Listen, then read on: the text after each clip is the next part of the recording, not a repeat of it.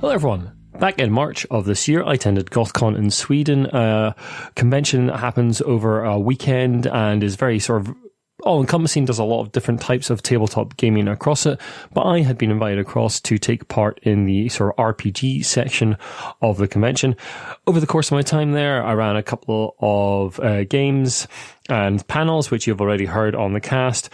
What you're about to listen to now is a series of interviews I did with various different personalities across the RPG scene, which I really enjoyed doing. It took a little bit of a different scene to the UK, and it was interesting getting their insights into what makes that scene different and what their role in it was. I hope you enjoy.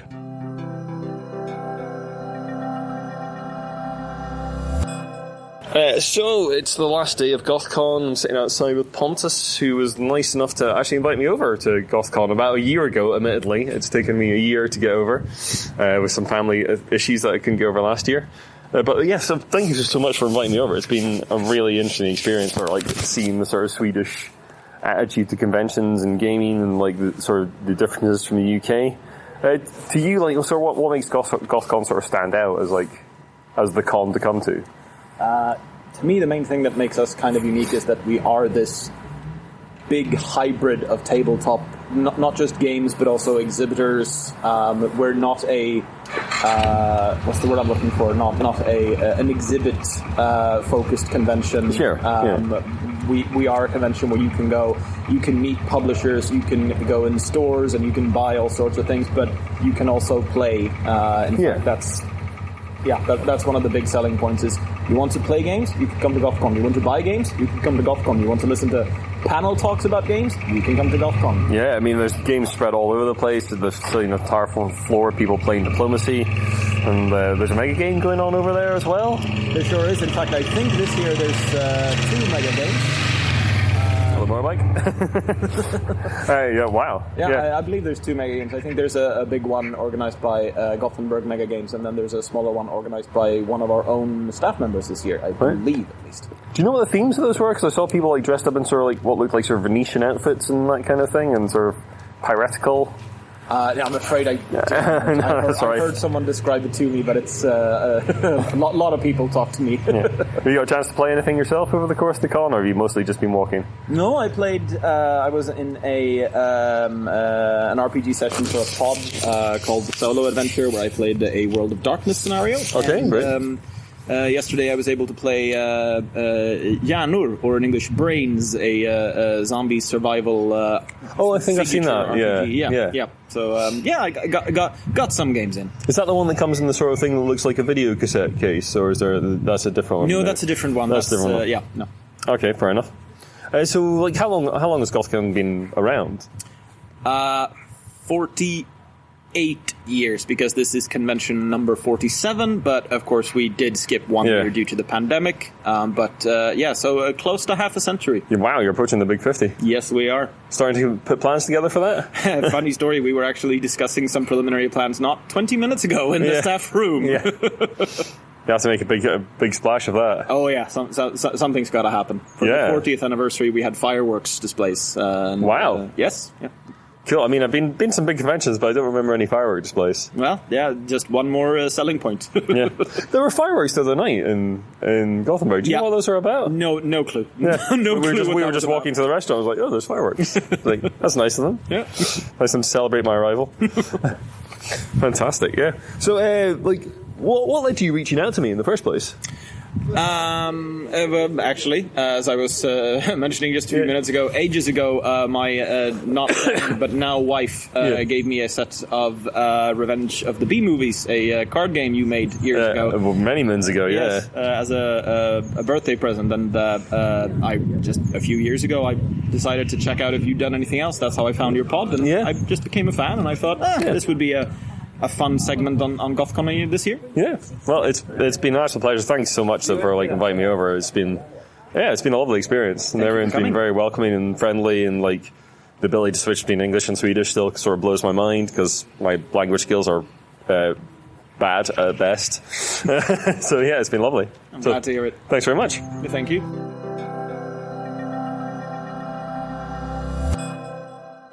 So I'm here with Lucas from Blackfisk Publishing at Gothcon 2024. So you can tell us a little bit about what Blackfisk, which as I understand it is the Swedish word for octopus, right? What you guys do, like the games you put out, and like sort of the things that are coming from you in the future. Yeah, so we're a small Swedish publishing company. We do role-playing games that are sort of weird in one way or another. We're doing a lot of like collaborative storytelling games, but also like weird setting games. So we're a lot of like very eclectic games, but so we don't really have a thing that we do. Sure. So what are the games you put out? So because I see like I think this is Windsong, this sort of like colourful one that's near me right now. So the Windsong hasn't actually been released in English yet, but we did it in Swedish, so it's sort of a reversal of the grimdark fantasy adventure game. It's still a fantasy adventure game, but we sort of turned all the tropes on their head. Right. So instead of being dark and gritty and muddy, it's quite hopeful and optimistic, colorful, and a bit more like sort of like Star Wars in feel when it comes to action sequences like that. Sure. Like almost bumbling characters persisting and finding success through grit rather than so like a sort of like Studio Ghibli kind of vibe, that kind of thing. Yeah, like Princess Mononoke was Nicholas, and also like Legend of Zelda games. I'm a big fan of Zelda, so like vibrant feel, at least the latter games. And someone said after we released the game, someone said, this is like Avatar, The Last Airbender. Okay, sure. And I haven't checked it out, but I did once they mentioned it, and that's a pretty good reference. Okay, sure. So what other games do you, because the thing that sort of drew me to your stall is a little card game called Flowers Withered on the Vine, is it? Or Flowers Withered on the Stem. On the Stem, It's a quite pretentious vampire game. Aren't they all? Probably. The title is from a Lord Byron poem about vampires. Right. And you're sort of playing, it's a collaborative storytelling game without a game master, and you're telling stories of sort of a dysfunctional vampire family, intriguing and plotting against each other and ruining each other's life, but also trying. Like you're immortal, but you still keep figuring. But family are still around. You can't get rid of family, or can you? Yeah. And it's entirely card based, except for the social interactions. Sure. So no dice, no character sheets. Right. We use cards to get a quicker setup to figure out where things are going, and then it's quite free form when you start playing it. Okay, sure. So it's maybe quite a sort of short form game you can just pull out your pocket and play for an hour or so and be done with. It probably takes 4 or 5 hours to play. 4 or 5 hours, right? So it's like full session, right? Yeah, okay. But usually one shot game, because by the end of it they will have killed each other, most likely. So behind you on your stall is a banner for something called Blood Feud, which looks tragic, shall we say? Yeah, it is tragic. It's inspired by Icelandic sagas. And like the Norse honor culture, where you have to prove your manliness and like sustain your honor by pretty much acting like a dick most of the time. Sure. And I guess there are positive aspects to it as well, but we wanted to spotlight sort of the toxic masculinity of the honor culture. Right. So everyone's playing a man.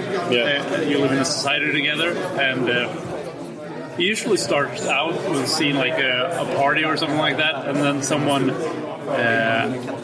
gives someone else a gift or a compliment, and then it sort of triggers this honor system, like you're talking down to me because you're giving me a compliment. And you have to escalate, and it escalates quite quickly, and sometimes even the first scene it escalates to like a blood feud, because people are trying to like keep their honor, so it's sort of you're looking for moves, like for people trying to put each other down or insulting their honor in some way. But it's sort of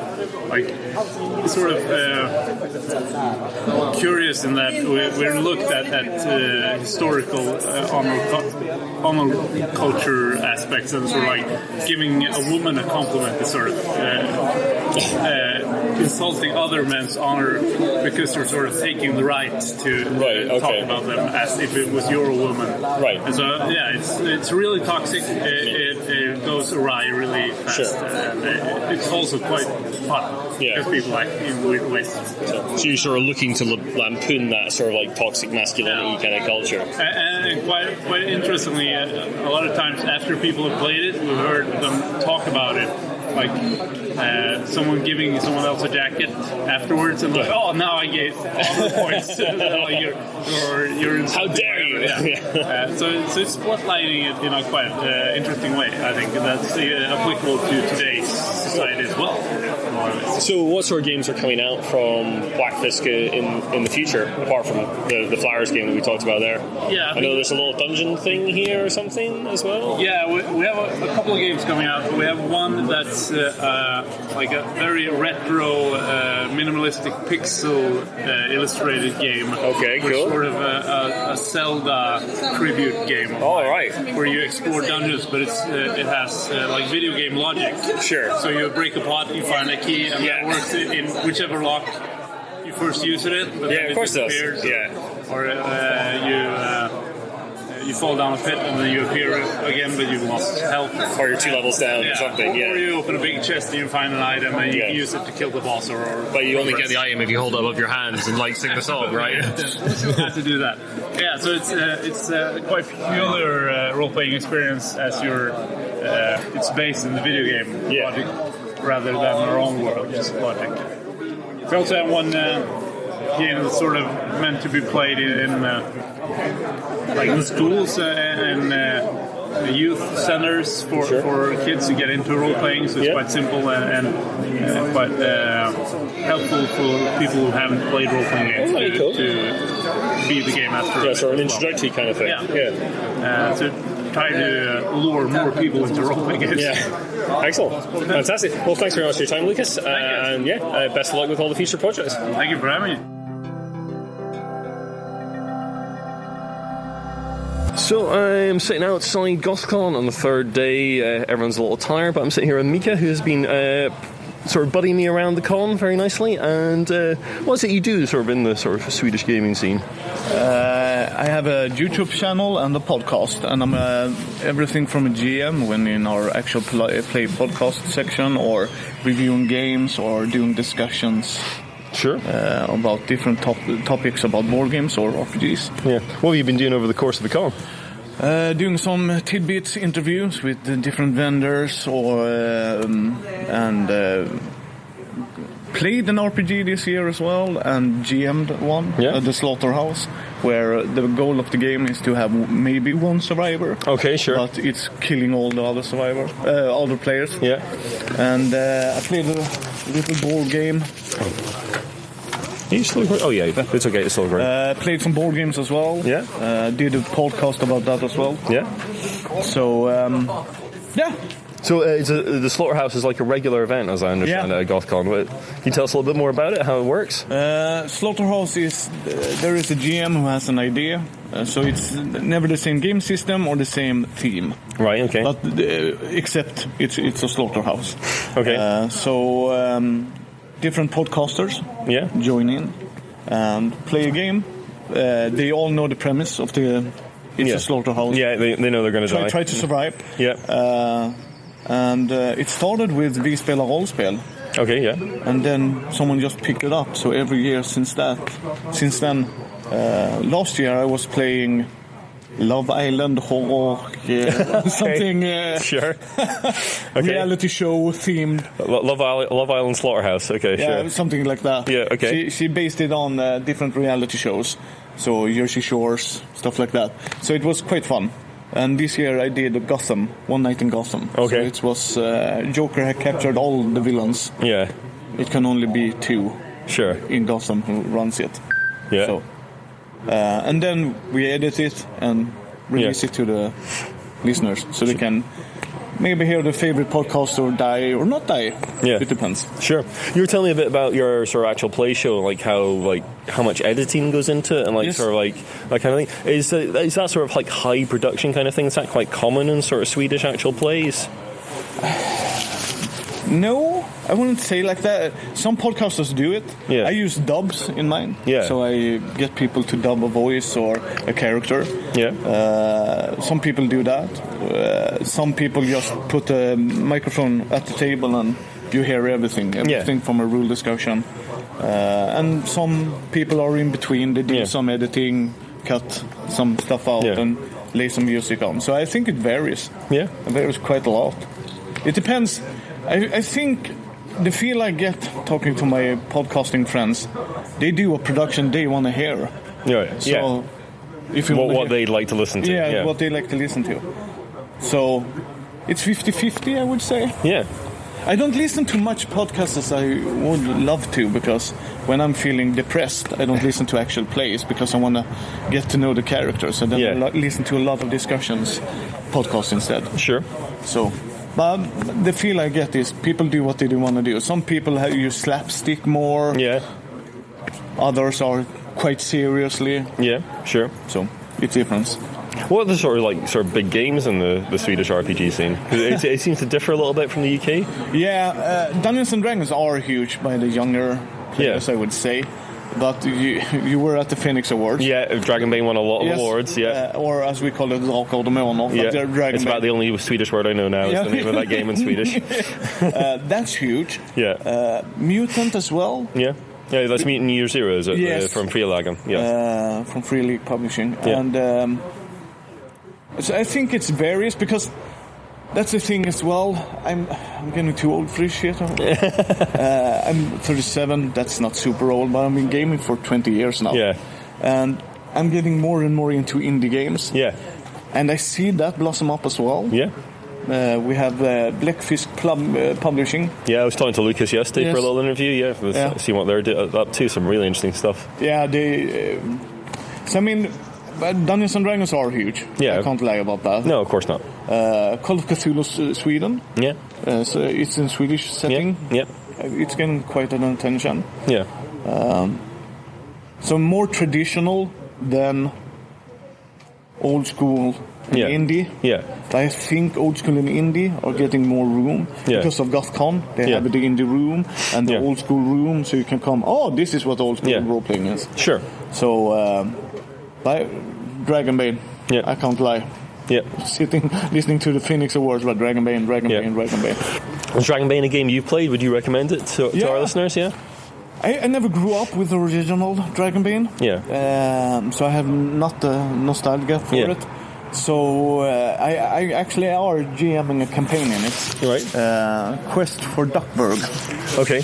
So Quest for Duckburg. Does it have ducks in it? Yes. Oh, right. Okay. Yeah, you can play. I think they call it marauders. Okay. As a species, I say ducks because it's a freaking duck. Yeah. And I love ducks in game. If I can play a duck in any game, board game, RPG, video game, I'm just you're there. Yeah, okay. I'm there. I'm all in.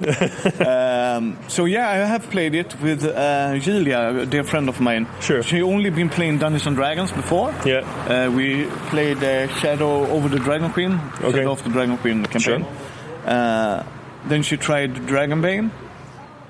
And then now we're playing Call of Cthulhu with her. But she did enjoy Dragonbane as well. So it's a good introduction to fantasy. It's low fantasy, can be quite brutal, but the rules are simple enough. Yeah. They add them if you want to. You can add this, or you can add that. I was watching a little bit of actual play in English the other day, but it seemed kind of interesting. Yeah. Andreas was running that. It seemed really good. So I can recommend it. Yeah. If you don't like fantasy, you can still play it, because I don't like fantasy as much. Yeah. I'm not a huge Lord of the Ring fans. Yeah. But it's more low key, so you should expect that when going into the game. Yeah. And does it have a particular sort of Swedish tone to it, like sort of Swedish mythology in there? Is it, or is it? Do you think? Yes and no. I think the thing I've learned over the years talking to people all over the world, we are theater of the mind. Yeah, of course. We are not the dudes on the map. We are now because D&D is getting more popular and stuff like that. And they have that in Dragonbane as well, with the maps and standees and stuff like that. So it's hard to say, because they do incorporate a lot of things from the past, but it's not It's culture to Sweden, but it's like monsters from before. Yeah. It's not Nordic mythology. No. But when if you played it before, you should know. If you it's got nostalgia for that original version. Yeah. Okay. Yeah. So sometimes I use Nordic mythology in my games. Yeah. Of course I do. Yeah. And the main artist of it, Johan Egerkrans, he's really inspired by Jan Bauer. Okay, sure. So, I mean, some creature do. Oh, this is Nordic. He actually the main illustrator for Vaesen as well. Oh, right, yeah. I've played a bit of Vaesen. Really like it. Really enjoyed Vaesen. So he did Nordiska Vaesen. It's in Swedish. A book. Yeah. Based I haven't seen that particular book, but I had a look at it in Free League for the pictures and everything. But yeah, I've played some Vaesen, a little Vaesen campaign with unconventional GMs in the UK, and really enjoyed it. And it's nice that it feels different. Like, and I haven't seen the British book, but I know there's a British Vaesen book had just come out, sort of with the Fae and that kind of thing instead. Yeah. So inspirational. I think we have some culture in it, and I love that people get to see that as well. Yeah. So it's more not traditional monsters. Yeah. Like we have the Minotaur. I know D&D have it, but it's not like the prime focus for the game. Yeah. So some nostalgia is to it. So I really do enjoy it.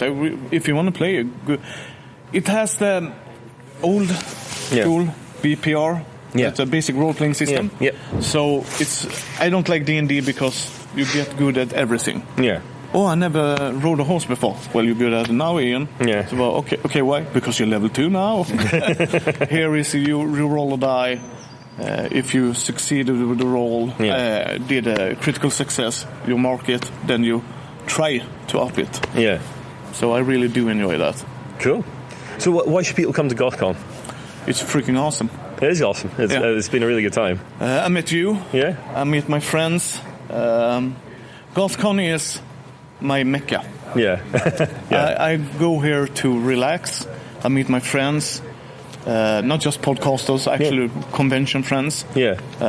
Talk to them, play games with them, nerd.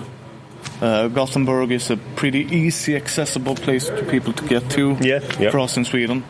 I mean, it was there's basically a bus that stops outside the airport. You get on it, you get into central Gothenburg, you're good. Yeah, it's great. And everyone switches between Swedish and English in a blink of an eye, which is just frankly embarrassing for the language education of the UK. But it's been extremely gratifying that people do that for me. It's been lovely. I do also enjoy that you see people, every person. It's very diverse con. Yes, it's been really good to see that. Everything from as well as gender to young and old. Kids, absolutely. Family play games. There's I saw like a sort of kids role playing game room for like introductory kind of stuff and all that, and it really caters to a lot of people. There's like mega games going over in one of the buildings. There's an entire floor of people playing diplomacy. Warhammer, miniatures Magic. Games. Magic going on. There's some Star Wars Unlimited somewhere. All sorts of things going on. It's great. So I really do. That's the one selling point of Gothcon. You can actually play games. I understand if it's intimidating, but there are places you can go to be on your own as well to cool down. It's a big campus, and there's lots of places just to have a sit down. Like we're just sitting outside one of the big venues, and it's just nice and quiet and peaceful. And you meet vendors. You meet Free League. Free League is actually here. Yeah. All the lead designers. You can meet them, talk to them. Yeah. Sometimes the illustrators also here as well. Yeah. So I really do love Gothcon about that. So I've been going here 15 years now, I think. Well. So I recommend you at least trying it once. Yeah. Well, I've been enjoying it. And the cool thing about Gothcon, if you want to go here and your partner want to do something else in Gothenburg, it's the second largest city in Sweden. Yeah. So they can go out and have fun. Yeah. And you go up to the campus and just I pass an art museum every day on my way into Gothcon. So there's things to do for sure. Right, I better let you get off. And thanks very much for talking to Mika, and thanks very much for buddying me around the con. I've been really appreciating your company. Problem. Nice knowing you. Yeah.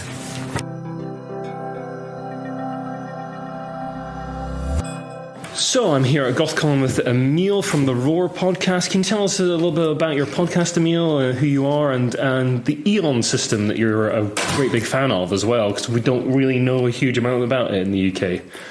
Yeah, that's unfortunate for you, actually. That's a big loss, actually.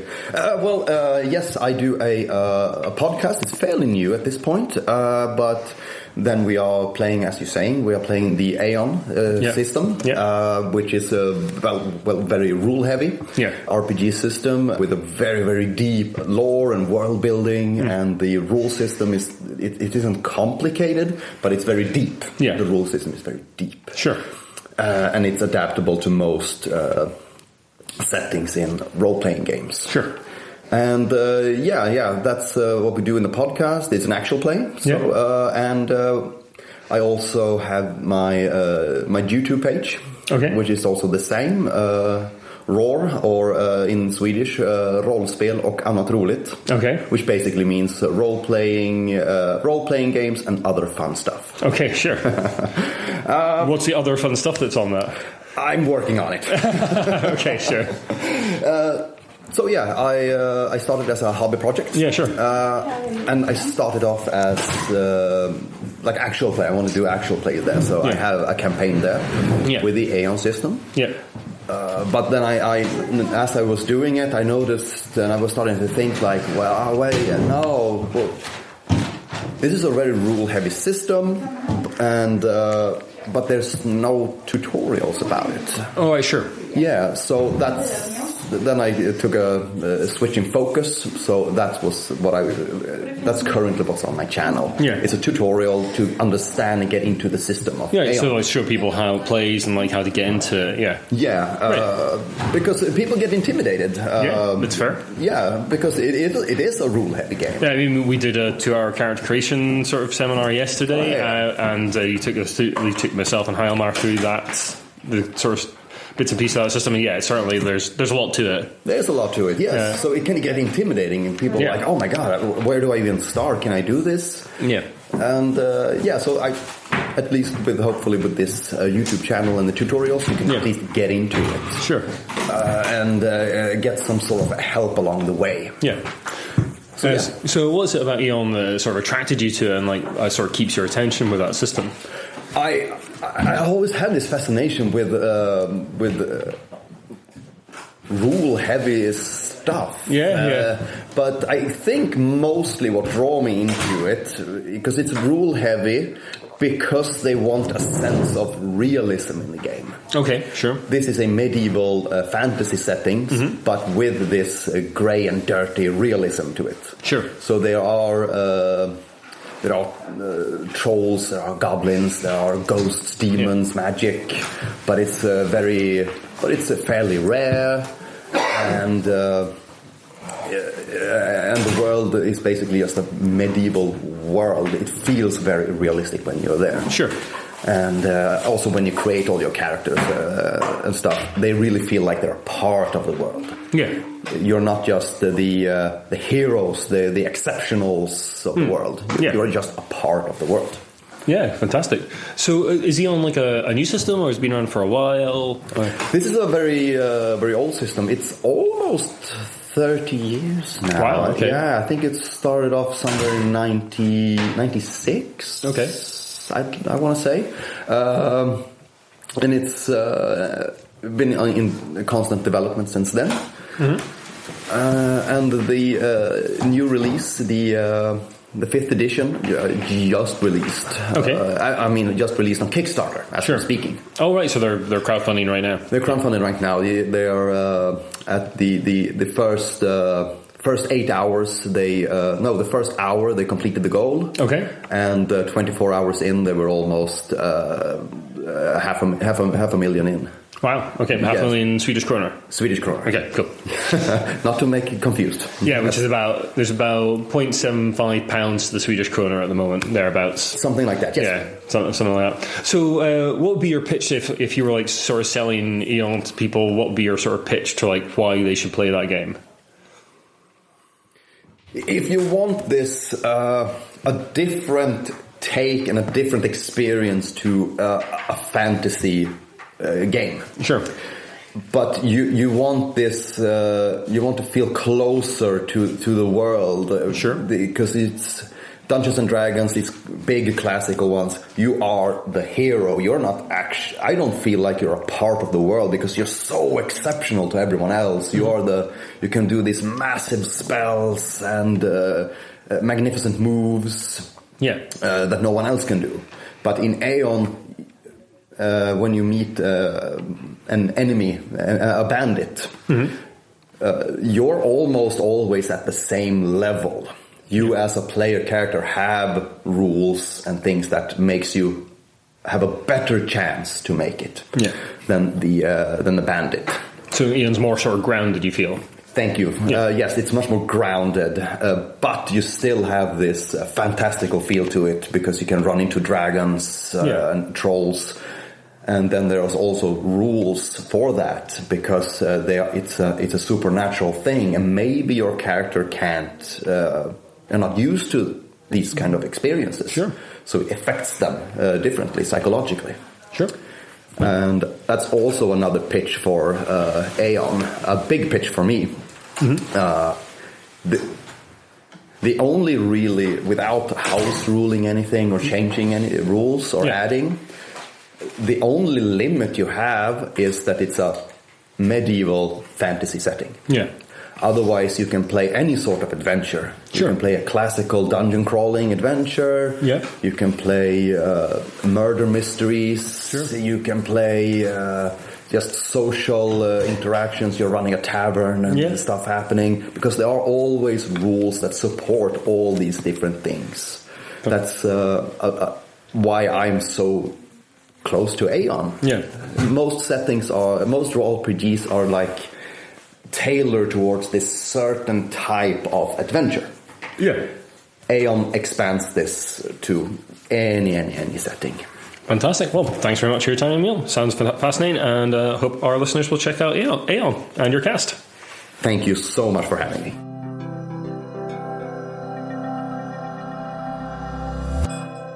So I'm here with Hjalmar, who's been in a couple of the panels I have done at Gothcon and has a podcast in your own right. So what is it you do in the sort of Swedish gaming scene? Yes, right. Hello. Very nice to meet you, Ian. It's been a real pleasure meeting you over these 2 days. Yeah, it's been great. I've really enjoyed the panels and things we've done together. It's really been really good fun. Thank you. Me too. Very, very engaging, very fun.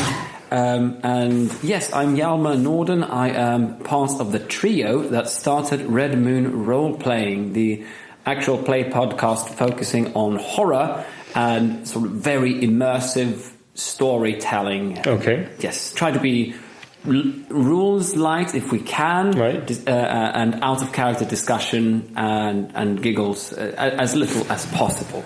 Okay, so how do you sort of like go about making that getting across the sort of role-playing game aspect of that in a cast that's more focused on that sort of character immersion? Well, we do try and always ask, what does your character feel? And since the main game that we play, or actually started with, was called Divinity Lost, Helmgast. In that rules book, they always ask you to speak in the first person. So you are your character. Yeah. I do this, not like, Hjalmar is probably feeling a bit nervous, but no, I feel a bit nervous now. So you really try to kind of get gritty and get into this. Okay, sure. And if you don't feel, almost as a GM, that you don't get enough response, you'll be like, okay, but how does this actually feel? You just lost your wife because of this and that. How does this how does this really connect? So we try, there's a lot of I'm thinking this, and this is what goes on inside my head as the character, and then we say something, and then we act, or how it shows and such.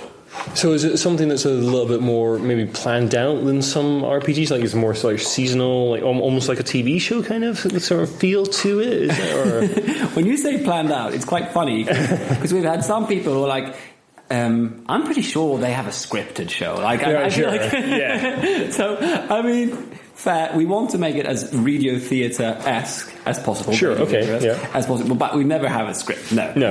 It is only planned out in the regard that we know the character that we're going to play, unless, of course, we do a proper session 0 and go a bit that way. And we know what scenario we're playing. But as far as planning goes, it doesn't go further than like, okay, what do I think I want to do as a character now? And that's probably not going to happen anyway. And what do I want to do as the GM? Sure. But a thing that we have done, kind of as a through line through all the things that we've been playing, is that we usually play fairly known scenarios or campaigns. Right, sure. That have some sort of emotional or, what do you call it? Nostalgic, yes. Sure. Nostalgic appeal for our listeners. Like, they think, oh, maybe no one has done this, or not many people have done this particular thing. Sure. But, or they have done it long ago, or they never finished it. Like something that we think will appeal to as some kind of audience, and then try and make that as streamlined as possible. Yeah. Like, let's get through this campaign that is an epic campaign and hard to finish. Like, for example, we're doing the Enemy Within campaign from the Warhammer Fantasy Role-Playing From game. beginning to end? Yes. Whoa, that is a commitment. Thing. So Craig, then, who is GMing this, his big challenge is to, okay, what can we cut? Because I think book 2 or 3, I think it's probably 2, is almost side quest upon side quest. It is a bit, yeah, I'd agree with that. I tried to run that campaign for 2nd edition, I think it was, and I hit a brick wall when I got to Middenheim. Yeah. Because that book is a GM's nightmare. And if you've never seen it, folks, it's like this incredible sort of, you arrive in Middenheim with these sort of goals to achieve, and there's a big festival going on, and like all the NPCs can be in different places at different times at different days, and the GM just has to know all of it because the players can go anywhere. Yes. And I just looked at it and went, no, sorry, I'm stopping now. Yes. So that's what Craig usually will try to do, or any of us that are GMing one of these really big things, is that, okay, what can we cut away, and which things can we tie in to the characters so that it becomes emotionally weighted for your particular group? Like, how do we create a nice reason for them to go down this particular path? We don't want to cut away everything, of course, because then anyone who listens would be like, what happened to this and what happened to that? You know, but try and get to the meaty parts and then tie that into the characters so they feel like a reason why they do that and why they want to do that. I know there's one podcast out there, and forgive me, I'm so bad with names, but there's one podcast that has been engaged with this campaign for quite a while. Right. And they're not without listeners for sure, so I'm sure someone can mention it in the comments or just tell me who it is. And they're doing it in a more loose kind of way, which it is almost written like. You can get distracted in so many ways that what listeners have told us and me, actually, I was told this the other day at the pub, is that I don't remember what they actually are supposed to be doing at this point because they're enjoying the rest. And of course, it is the normal around the table kind of setting where we are trying to, like, it's almost just the characters, a little bit out of character perhaps, but mostly just the characters feeling and thinking and acting and cutting away and adding music and trying to make it as moody as we can. Cool. How long have you been involved with sort of doing stuff at Gothcon, like events at Gothcon? So the first Gothcon we went to was back in 2018, and then we just did it for those 2 years before the pandemic hit. And after that, traveling was restricted for a little while. Then I started taking other jobs that took me to other countries. So it was only those 2 times really that we actually went here. And that was very different when we did it back then, because Matthias, who is the grand organizer and the one that initially asked me if I wanted to start this podcast, he had sought out all the companies, all the recent releases, and we're going to talk to this guy, and we're talking to this guy, we're going to play that game and this game. And I loved it because it was so organized. But this year, I was like, it was very spontaneous. I'm going to go to Gothcon. And Craig couldn't go, And I'm like, nothing's planned, but let's see what happens. Yeah. So that's when I found the pod room here, which has been so nice and so forthcoming, as I'm sure you've experienced. Yeah, it's been very welcoming, very friendly. It's been fantastic. Really good experience. Yeah. And in some ways, it feels like the way to Gothcon. And I mean, most people that go here are, of course, they book sessions that they want to go into. They come with friends, they meet new friends, and things like that. And for me now, this time, it's been much more social in that regard. Like, because I'm playing with people it was kind of unplanned, but also it's been because we made a little bit of a name of ourselves by now in certain parts of the scene. And especially probably in the Swedish scene, because we were one of the fairly early Swedish podcasts, even though we do in English. Play in English. So then when I just show up and say I'm available, there's some that wanted to play with me. Which is great fun. And with you, for example, you do a panel discussion. I'm like, hi, I'm not sure how much I know about this particular thing. I could say something. So will you have me? And you said, let's go. More the merrier, absolutely. Cool. Well, thanks very much for your time, Hjalmar. We'll give links in the show notes to all your bits and pieces. And it's been fantastic meeting you. Likewise, thank you. And keep it up with the podcast, and thank you everyone for listening.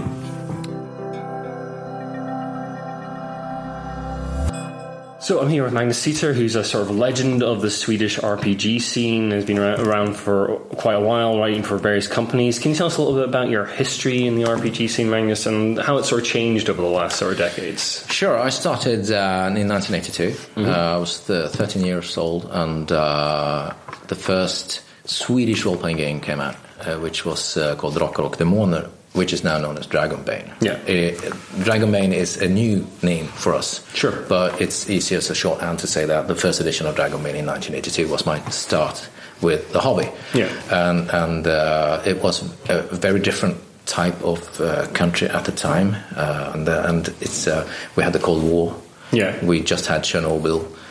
We were very much under the sort of like the shadow of the nuclear annihilation. Nuclear threat. Nuclear threat. We wrote essays in school, how to survive, not how to survive, but our fear for the nuclear bomb and stuff like that. So it was sort of like, okay, what's this? This is a cool fantasy imagination game where you control the world and you can do whatever you want with it. So I got hooked.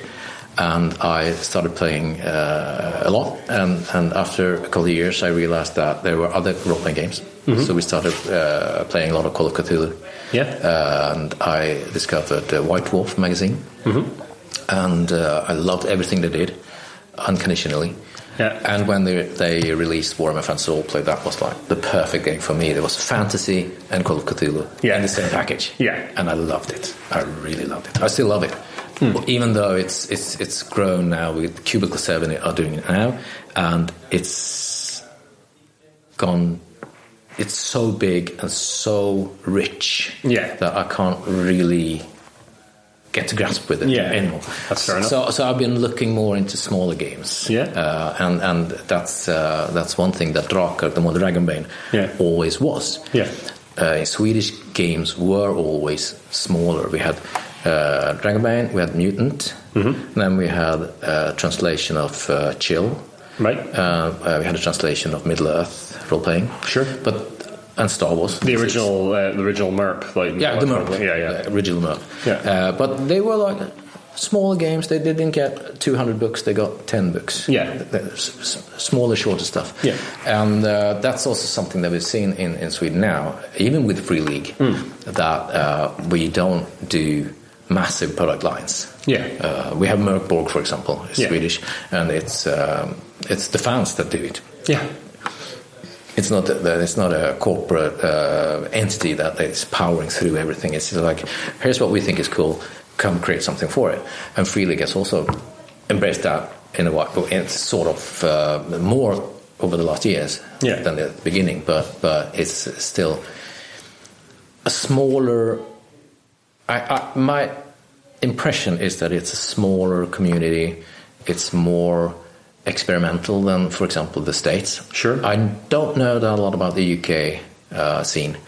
But since Warhammer Fantasy Roleplay came from the UK, I've sort of thought that you were more open to different kind of games than Dungeons and Dragons. Yeah, I think that is the case. Certainly, like we had obviously the history of Warhammer Fantasy Roleplay was like sort of the big fantasy game until like the original Games Workshop started like bringing over Dungeons and Dragons as well, of course. Like a bit before that, but Warfront was kind of like the British sort of like take on that for sure.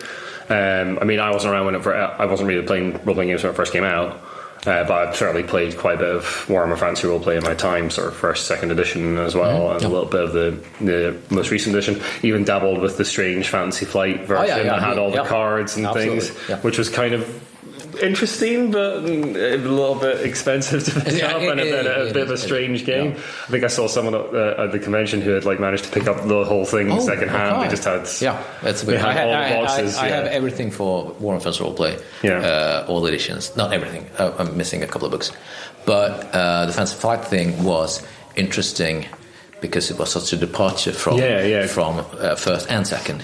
And then came third, and then fourth came and went back to sort of like a continuation of second edition. And it's interesting because since I started writing for role-playing games in 1989. I started working for art historian games in the States because I was into cyberpunk. So I sent a few stuff, and they're sort of, you can write some few adventures. And that was sort of like a ticket for me to go to our local Swedish role-playing producer game, Target Games. And say that, I've done all this. I've written all these adventures for conventions in Sweden, so that we toured with and had a lot of interest in, because cyberpunk was hot in 89, 90. So we had a lot of big games at, for example, Gothcon, where we are now. And I sent in some of that material, and I got published for Target Games, and then I wrote for Cult, Mutant, and I wrote Mutant Chronicles. And I wrote for Dragonbane in 89, 1993, 94. Then I took a leave from the hobby, and then I started writing again in 2000 for Dragonbane, the publisher there. And then I've written for Free League and a lot of different companies. So it's interesting to see how we are sort of navigating as a hobby, because Dungeons and Dragons has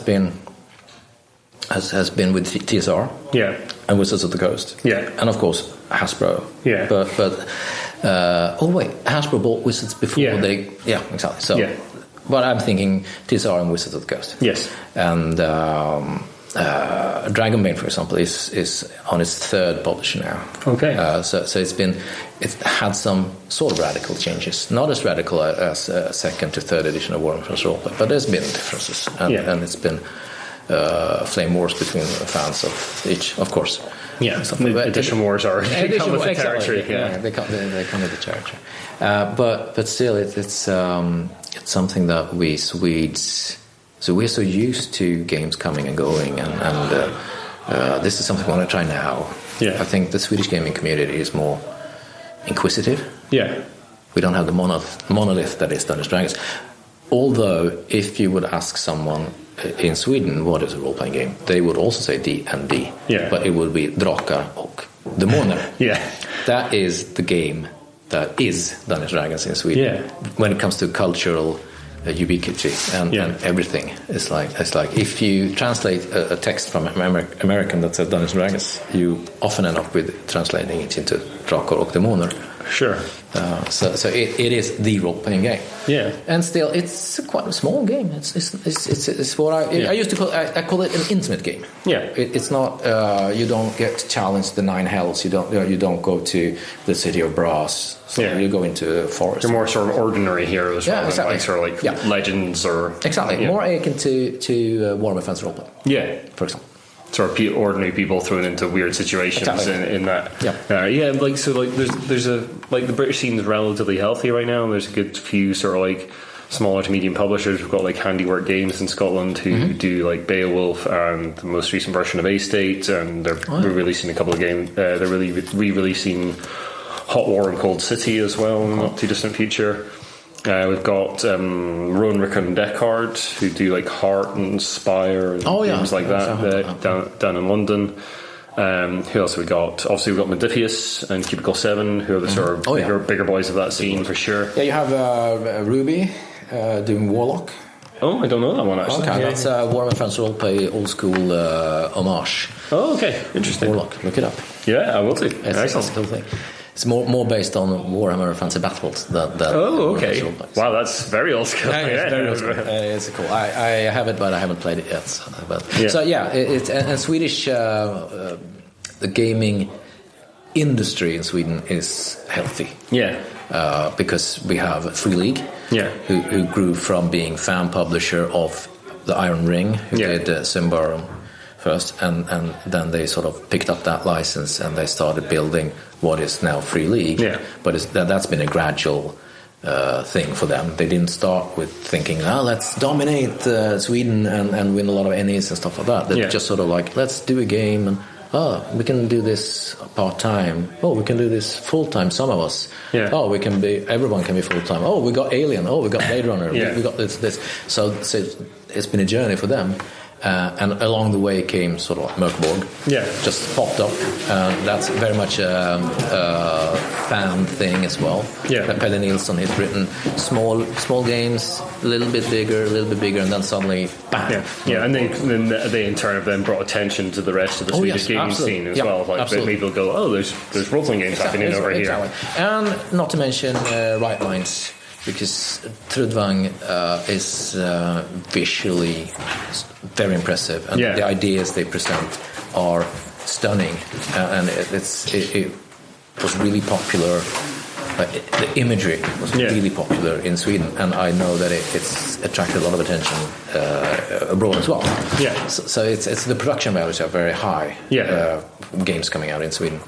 Do you think that's a sort of general trend across Swedish games? Like they really sort of go for that sort of like high production value. Yes, and even if when I say that, I don't equate high production values with four color gloss, splashy color stuff like that. But it's high quality for typography. Yeah, it's if you have a style, an illustration style, you go with that. The art direction is high quality. It's got its own particular style and goes in that direction and does it strongly. Yeah, exactly. So it's for example the G20 revolution or whatever you call it. Some horrendous stuff came out. Yeah, and it's really really bad. Yeah, production value wise. And just incredibly dodgy content-wise as well. Absolutely, for somebody. Absolutely. I own a lot of it. I remember some of the titles. Sure. Still, that was.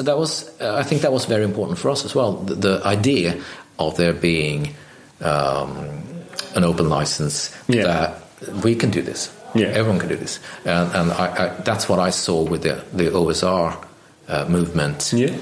It's not for me. It was the OSR never appealed to me because they sort of recreated AD&D or Dungeons & Dragons. It appealed to me because it was not only Wizards of the Coast. Yeah. Suddenly, anyone could do it. Yeah. Anyone could produce anything, and a lot of it was crap. But then suddenly someone came out with, this is brilliant. Yeah. This is good. This is really good. Yeah. And sort of like lifted everything up. Yeah, because you've got that weird thing with OSR where it's like people rewriting Dungeons and Dragons as they remember playing but not actually how it was played. It's a really interesting thing. Yeah. So Swedish gaming scene is quite small. Yeah. There are only like 10 million people in the whole country. Sure. And I don't know how many play, but a typical Kickstarter gets about a couple thousand backers, or a successful Kickstarter gets a couple of thousand backers. Sure. And if Free League does an English version, it gets double or three times that. Yeah. So it's small and intimate, and all the publishers know each other. Yeah. And for example, Dragonbane, Free League asked Helmgast, who's a competitor. Yeah. They asked them to help them work with that. Yeah. So the individuals of Helmgast worked on Dragonbane. So there's not that much animosity between publishers. No. We don't, in Sweden, at least a lot of the main publishers don't sort of like fence in their, this is us, no one else is allowed. I think Handiwork have done a little bit of that stuff because they've got like sort of We've got a really good artist and a friend of mine called Paul Bourne who has done work for other RPG companies as well, and they've helped with they've helped sort of lay out other RPGs as well, do that sort of process for them, that kind of thing. So they're sort of lending those skills to other RPG companies with no malice or forethought. I mean, they're obviously exchanging money and things like that. And they're just businesses talking to each other, and there's no point in that sort of animosity because you're going to see each other at conventions constantly. Britain is not a big country. You can get from end to it in not very much time. And that is something I spoke to Death in Space, Kalle. Just this morning, and he also said that it's a community thing. Everyone knows each other, and everyone is so friendly and eager to help. So I need someone I need someone in China to print this board game. What I do? Well, I did that. You can talk to this and this and this person. Maybe that's a bit of a romanticized view, since I'm not a part of any publisher. I work for all of them basically, but I'm not part of anything. So I might have a sort of well, everything is nice because I want it to be nice. But that's what they tell me. It's a very inclusive, curious community. We want to learn more stuff. We want to do stuff. We want to be better at things. And we are so small that, for example, the high production value stuff, it can be the result of 1-2 people lending their skills to layout, for example. And Freely uses a friend of mine who's done. We jokingly say that he does everything in Sweden. He does every book for everything. And he sort of set the standard, showing this is what it can look like without being flashy. You can do this as well. And people learn, and people ask, and people. This is my template. This is how we can. We should probably wrap up a little bit. Outside, I mean, I could talk to you for ages. I could, but you're off to dinner. Well, not too just in the future, But one last question: outside of sort of Dragonbane and sort of the big games, what do you think people should be looking for in the Swedish scene? What games are exciting you right now in the Swedish scene? Right now, that's kind of difficult to answer because we have the most exciting games are Swedish. So they wouldn't be accessible to they have an English translation. Exactly. But we have, of course, if you want to look into Swedish games, you should look into Dragonbane, for example. And you should look into Cyborg or Mörkborg. Because they are games with attitude. I've had some friends play Mörkborg and really enjoyed it. It's really cool. And maybe, for example, look at Pirate Borg, which is an American game influenced by Mörkborg, to see, so an American took Mörkborg and did something like this with it. Apart from that, there's a really beautiful game which is in the process of being translated, which is called Windsoul. I was talking to the Blackfisk today. It's on my list of games to play when it comes over for an English translation. It looks really interesting. It's really beautiful, and it has a unique setting, which is not. It's not a dungeon romp. It's not a dungeon crawl. It's not beat the monsters. It's sort of like it's. You said it's sort of like a Studio Ghibli kind of vibe to it, that kind of thing, sort of like Princess Mononoke, that sort of vibe to it. I was having a wee look through them today. Beautiful things. So really nice. Windsoul is the one that excites me most. The Octopus gang, Blackfisk. They also have a game out now which is called Heroes of Cerulean, which is a pixel game. Oh yes, he was telling me about that. Not quite out yet, because they had a lot of trouble with the princess. But he said Zelda to me, and I was like, hello. Hi. I like Zelda. So they do a lot of stuff. And they also have some indie stuff which explores toxic masculinity. Blood Feud. And there's got a couple of card game RPGs they're doing as well, which look really interesting. So that's cool. And I also know that I spoke to some people who work with a cyberpunk game called Neotech, which is a cyberpunk game, which there are plenty of, but they have a sort of different style, and they're working on translating that. Cool. So there are some things that are interesting that are coming out of Sweden that aren't Free League or Cartel, but most of it is Free League. Stockholm Cartel, to be honest. Fantastic. Well, thanks very much for your time. Thank you for speaking to me. Appreciate it.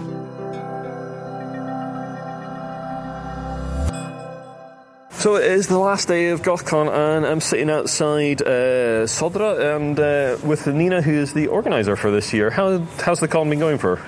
I think it's been going quite well, actually. Yeah? No real big fires. Everybody seems to be happy and enjoying themselves, and I'm quite pleased, to be honest. Is it your first year organising the con, or have you been doing that before? It's my first year as the chairperson of the organisation Organiser Gothcon, but I've been organising in some way, one or another, for, I think this is my 11th year. Right, okay. So for a while, yeah. Does it change? Does it always change who's like the sort of chairperson each year, or does it depend on the committee? Or? We have an election every year. Sure. But it's sort of been the best practice, because you need to get used to doing everything, that if you're elected to be chairperson, you do that for at least 3 years. Yeah, so usually around 3 years. A bit of continuity, you get a chance to get a handle on how things are and that kind of thing. Yeah. So how far ahead do you start sort of planning Gothcon? We usually start planning in late August. Right. But we're realizing that we need more time. So this year, hopefully some of us, at least, the ones who still have energy and, will to live, will continue doing it during the summer as well. But we generally need about a month or so before doing anything else. Yeah. We have a few meetings coming after the con to evaluate and to see what we could have done better. And we sent out a survey to all of the guests who've been at the convention to see what they thought and, what we should focus on and all of that stuff, Sure. Is there anything you've got in mind for next year's con that you want to do a little bit better, or Many things. Also, everything works quite well, to be honest. So we're for the last few years we've had an anti-harassment team in one way or another. Great. And we're working each year to try and make them more available, and it's been mostly the staff working with Gothcon who's been the part of the anti-harassment team, but this year we've had a few volunteers from just normal attendees for the con who've been anti-harassment team as well. With that said, we don't have that many people who need service. They don't. Not many instances. Yeah, it's a great message to send out. Yeah. We do not. I mean, this hobby of ours is, or has been historically, mostly been attended by white male, middle-aged white guys like myself. Yeah, exactly. And we need to be aware of that. Yeah, absolutely. Yeah, and we need to sort of actively say, hey, we're here for you. If you have problems, come to us. Yeah. And this year we've had a quiet room where you can go if you need to just calm down and not have as many impressions and that kind of stuff. And those things. I mean, we're in old buildings which don't have that many elevators, which is always a hassle, and we want everybody to be able to attend the convention, no matter what your sort of status or physical ability is. Yeah, for sure.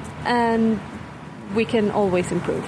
Yeah, no, fair enough. Yeah. So what do you think sort of makes Gothcon sort of unique in the Swedish gaming scene? Good question. I think it is that we have so much role-playing games going on. Yeah. There are a few conventions who do role-playing and board games and this kind of analog gaming style, which is our focus. We don't do any electronic games unless it is to aid analog games. Sure, yeah. In one way or another. Yep.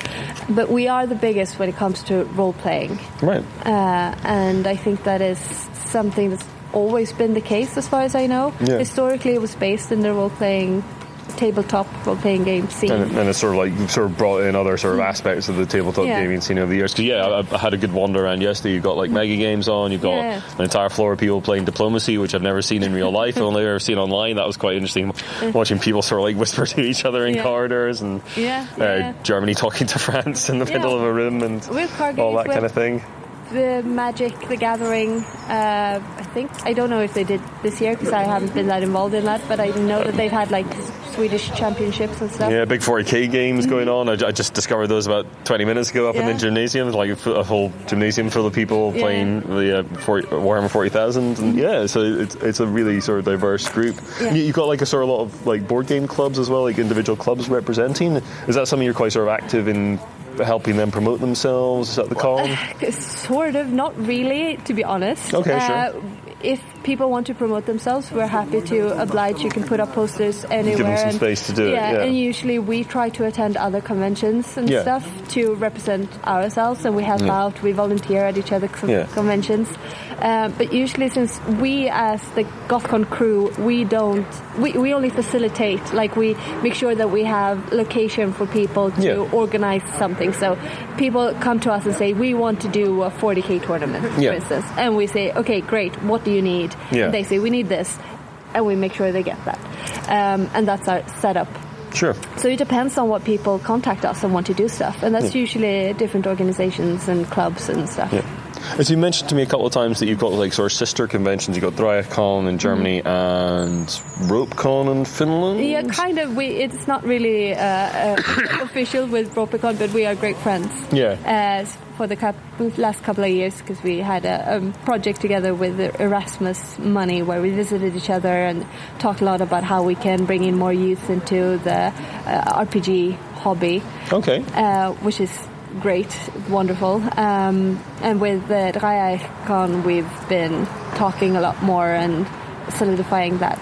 Yeah, because I was talking to Ras from Draeicon, and he's like he's got some like some sort of €250,000 from the EU funds to like do sort of like RPGs into schools. Yeah, and I that don't kind of really thing. know how he does it, but me neither. A wizard when it comes to getting funding for stuff. Yeah, I'm hoping to talk to him longer after the convention. He's going to get in touch with me, and I'll have a longer chat about what that's about, because that sounds absolutely fascinating. Yeah. So, like the Erasmus money, a scheme the UK is no longer in, thanks Brexit. Is that sort of like bringing role-playing games into sort of education and that kind of thing? I know that Raz is doing a lot of that. He makes sure he gets into schools by saying, this is how we learn English. Yeah. Because you do learn a lot by playing role-playing games. There are social aspects to it. Yeah, money, communication skills, all of that, imagination, everything very important. But saying that this is how kids learn English, that's how you get into the schools. Yeah. That's his parole anyway. And I think there's a lot of that. Yeah. I mean, or a lot to it.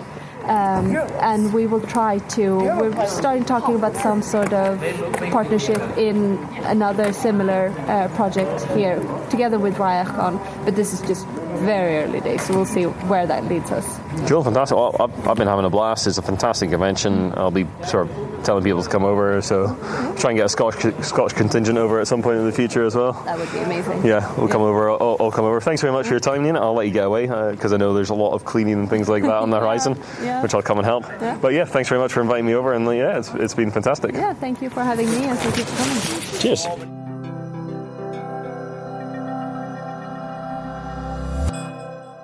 To round up this special Gothcon cast, I have the great pleasure of talking to Anna, who is in charge of the sort of role-playing section that I was part of at Gothcon earlier this year. It's been a good few months between then and now, but finally we managed to get together for a little chat. How are you doing, Anna? Hello, I'm very well. It's nice to finally get the time to talk to you. Yeah, indeed. Can you just sort of introduce yourself, like the cast you're involved with, and how you got involved with Gothcon?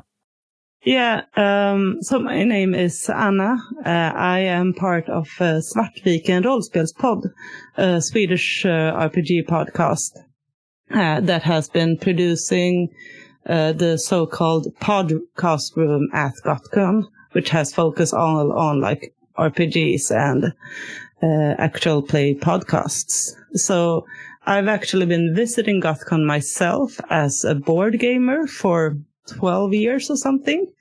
But I joined Svartviken the last 6 or 7 years now. And a few years in, we realized that we wanted to do something with the community. So we wanted to build this room to meet other actual play podcasters and just have a place to hang out at the convention just for us and our friends. And that kind of grew and has become quite big now, actually. But it's very fun. Yeah. So, how sort of big is the sort of Swedish role-playing game scene? Because the impression I got when I was over was that it's pretty active. There's quite a lot of actual play going on. What sort of, how does it sort of differ from like the rest of the world sort of role-playing game communities? I'm not so into the rest of the world role-playing game communities, so I can't really say how big it is in comparison. There are the last few years, they have come up a lot of like new podcasts. So I think there are maybe 30 actual play podcasts or podcasts talking about role playing, which is quite a lot for a small country as Sweden, I think. Yeah. But they kind of come and go. So, some have disappeared during the time that we have been, playing, and some have come. So it's really fun to just see the community grow, and I think we are kind of encouraging people to just try it and see if it's something for them, and try to like invite them to the warmth. And then some realize that it is quite a lot of hard work to do this, and some stay and just do it for fun. Yeah, I have every admiration for people who put together proper actual play podcasts, because I don't. I just talk nonsense into a microphone every couple of weeks, and that is hard enough work as it is. Yeah, we have kind of like, it's, when we talk about the community here in Sweden, we talk about two different kinds of actual play podcasts.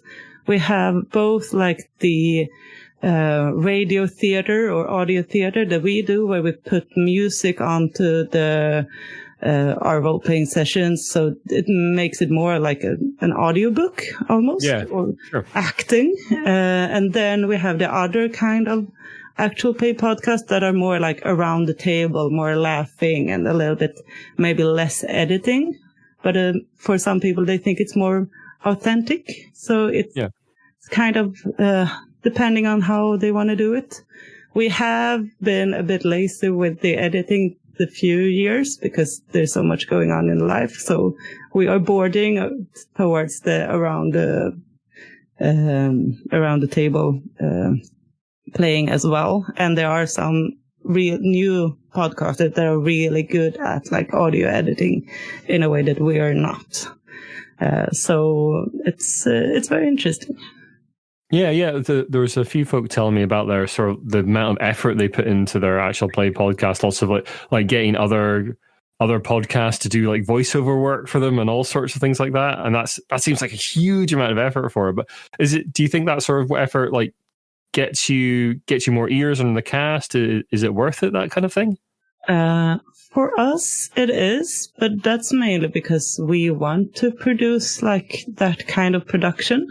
Sure. And so we get the audience that like that kind of production as well. And it kind of feels more immersive to listen to in a way, which I really enjoy listening to myself. I think it's mostly that we do it because that is the kind of podcast that we like to listen to. Sure. The games that sort of like become popular on the Swedish RPG scene, I got the impression they differ a little bit from, certainly in the UK, like sort of for Dragonbane's extremely big, as opposed to like as the sort of like D&D alike, that kind of thing. Are there any sort of like specific sort of Swedish made RPGs that you'd recommend to our listeners? There are like, for example, Dragonbane is quite big now, and Fria Ligan are like our biggest RPG producer now, I think. But we also have a lot of good other what do you call it? RPG creators, like Helmgast, that has troubleshooters, which is kind of like Tintin. And, I saw that. Yeah, like really cool. Yeah, it's fantastic. Or we have, and I think they do a cult RPG as well. We also have a Blackfisk Förlag, which means they do a lot of more kind of indie games, both very like colorful games and very dark Nordic folk horror type of games.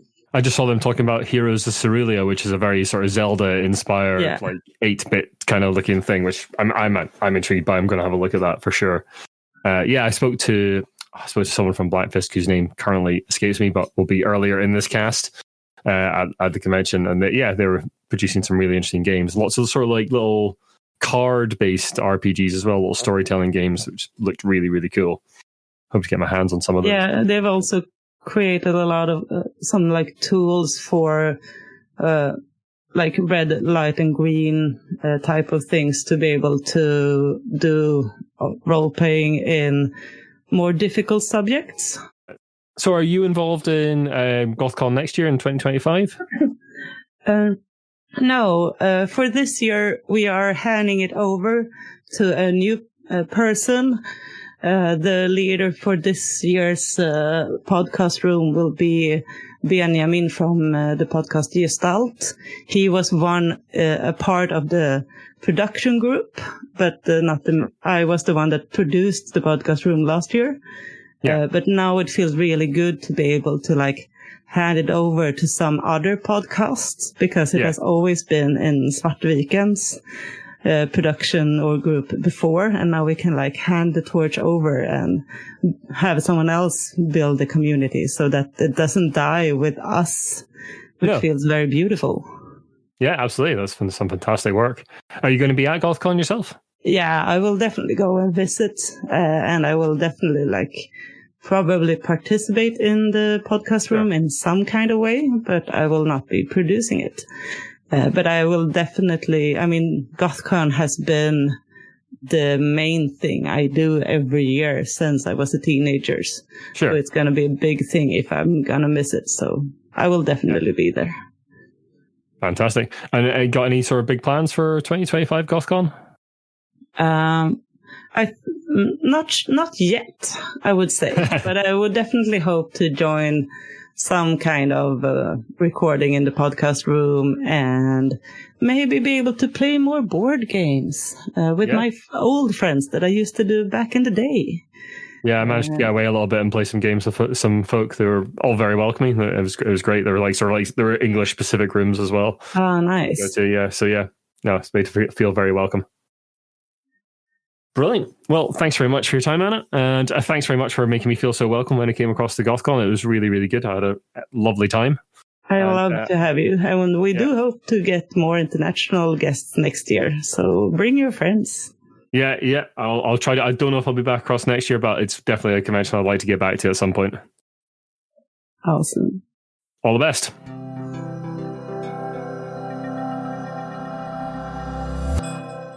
Well, there you go, folks. Thank you very much for listening. I hope you enjoyed all those interviews with a diverse range of creators from the Swedish tabletop gaming scene.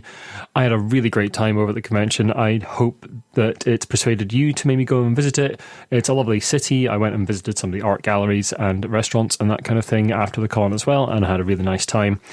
Do go and check out the podcast room if you're over there, but there's lots of other things going on. Board games, miniatures games, like I said, big games of diplomacy, mega games, all sorts of things that you can participate in. Do go and check it out for its 2025 edition. All the best.